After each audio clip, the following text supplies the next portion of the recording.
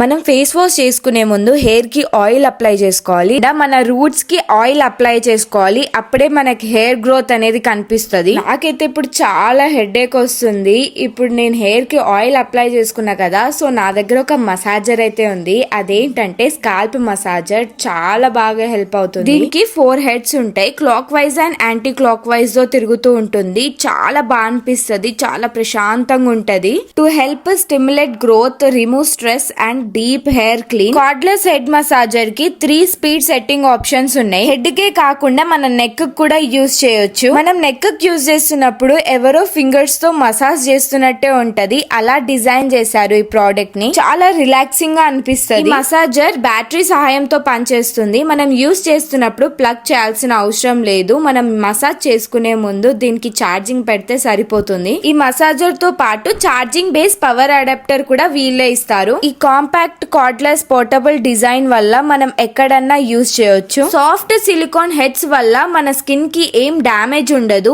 And మన hair loss కూడా అవ్వదు.